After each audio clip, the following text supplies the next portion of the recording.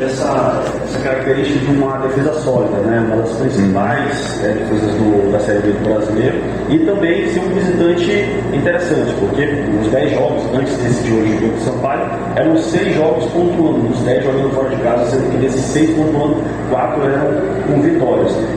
E o Sampaio hoje conseguiu abrir muito essa defesa do Bahia. Isso se deve a essa necessidade tua de rodar o time em relação ao jogo passado, por exemplo, contra o CSA?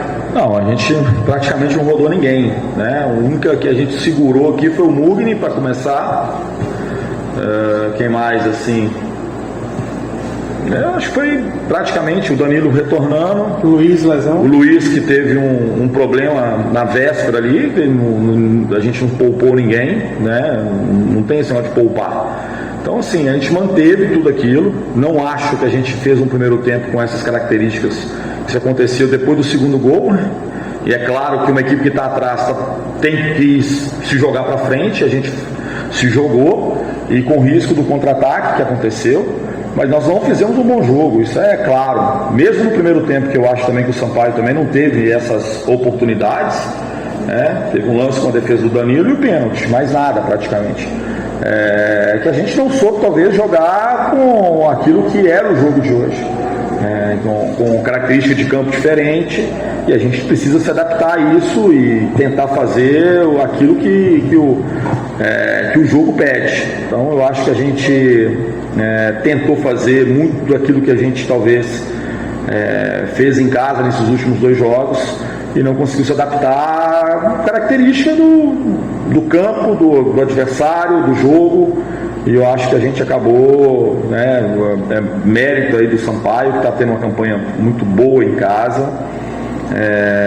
E é claro que é uma atuação ruim daquilo que a gente esperava, mas que sirva de lição para aquilo que a gente precisa fazer já na sexta-feira. Professor, boa noite. No primeiro tempo, como o senhor falou, a gente viu que o Bahia até forçou ali e o Sampaio não soube jogar, estava como se adaptando, né, à forma de jogar do Bahia, né, talvez eu possa ter visto errado, mas estava ali no 3-5-2, e aí no segundo tempo não, o Sampaio subiu mais as linhas e deu mais esse trabalho para o Bahia, e como o senhor falou, a questão do gramado atrapalha, como é que foi a questão de desgaste, jogaram aí no... Não, assim, é claro que o Sampaio jogou pelo menos com 2 ou 3 dias antes da gente, né? A gente vem de um jogo já agora no sábado, né? Então, mas isso não é desculpa nenhuma, a gente está preparado para essas situações, como a gente tem que estar preparado para o próximo confronto também. Como eu falei, assim, a gente acaba um primeiro tempo que a gente teve o controle da bola, né? Criamos pelo menos umas 2 ou 3 oportunidades de bons cruzamentos. Se a gente tivesse talvez terminado melhor a bola, a jogada, né? Com jogadas de fundo, a gente poderia ter talvez finalizado a jogada. E o Sampaio, assim, explorando aquilo que ele tem, que é o contra-ataque. Isso ficou muito evidente no segundo tempo, né? A gente errava e eles saíam com muita velocidade. É um time que sabe transitar bem aqui. E mesmo assim, no segundo tempo, a gente teve boas oportunidades, pelo menos umas 2 ou 3 boas oportunidades para a gente poder diminuir o placar e, quem sabe, buscar, né, um resultado diferente, assim como o Sampaio teve boas oportunidades também de ampliar essa diferença, mas a gente tinha que tentar, a gente tinha que ir para frente, tinha que buscar o resultado. E a gente desorganizou e acabou dando essas oportunidades. Criamos algumas, mas demos boas oportunidades aí para o Sampaio até ampliar. Professor, boa noite. Professor, o que de fato aconteceu para que o Bahia não conseguisse sair aqui com resultado positivo, talvez um pouco mais de tranquilidade ou um pouco mais de força na marcação, ou algum jogador que tivesse chegado ali para dialogar com o Rodallega, para chegar com mais facilidade no gol do Sampaio? O que faltou para o Bahia para sair com o resultado mais positivo? Cara, é difícil falar assim, o que faltou, né?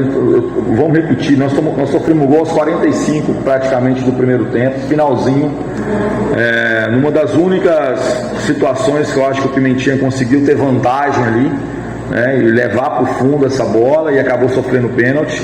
E sofremos o segundo gol acho que teve foi na saída de bola, acabou acontecendo a falta, Então tudo que acontece depois dos 2-0 é muito em virtude de um time que está atrás e precisa atacar, de um time que está em vantagem e que se prepara para contra-atacar. E eu acho que a gente não conseguiu evitar esses contra-ataques. Tem uma característica boa da nossa equipe, que é uma equipe que ataca, mas dá poucas oportunidades para o adversário. Acho que o nosso jogo sem bola no segundo tempo, ele foi muito aquém daquilo que a gente pode fazer. A gente teria que continuar organizado, tentando buscar o gol, mas sem sofrer tantos contra-ataques. Eu acho que a gente perdeu isso muito em função desse placar, entendeu? Como eu falei assim, no primeiro tempo, a gente não sofre esse assédio do Sampaio. Teve um lance só, antes um pouquinho, uma finalização do Poveda ali, que o Danilo defende, mas isso aos 35 do segundo tempo praticamente, e depois o pênalti. Então assim, a gente controla o jogo, mas é claro que não é um jogo que a gente está acostumado a fazer, a gente precisava se adaptar um pouquinho melhor, elevar o nível de competitividade, mas infelizmente a gente não conseguiu, e o Sampaio teve muito mérito aí no resultado. Anderson, minha última questão, sobre já o próximo jogo, projetando a próxima rodada. Jogadores, por exemplo, como o Patrick, o Marco Antônio, o Goulart, eles estão nos teus planos para esse próximo jogo? Eles estão treinando. O Ricardo é porque a gente, em cima do período que ele ficou inativo, era importante ele continuar com semanas abertas para poder treinar ainda melhor. A gente poderia trazê-lo aqui e ele jogar muito pouco em cima daquilo que a gente precisa que ele possa se readaptar rapidamente aí à melhor condição dele.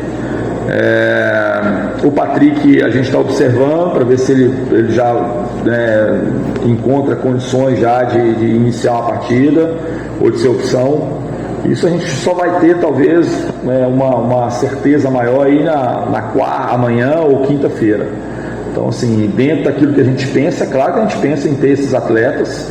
O Marco Antônio, talvez um pouquinho mais difícil, mas também a gente espera e vai aguardar para que ele possa ter essas condições. O atleta que tiver condições, nós vamos, claro, usar sempre.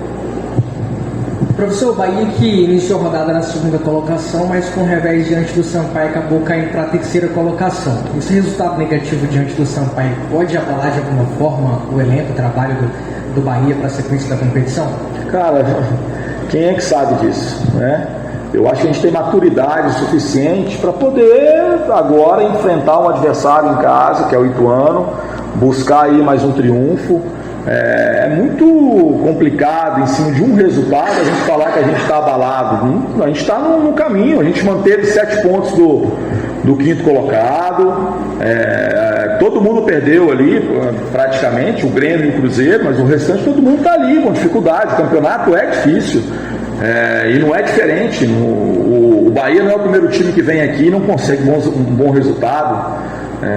Outras equipes vieram e sofreram também, e a competição é assim. Então a gente precisa, acima de tudo, dar espaço para frente, enfrentar o Ituano, que é uma equipe que está vindo de bons resultados. Os últimos resultados foram muito positivos, e vamos preparar para poder voltar a vencer.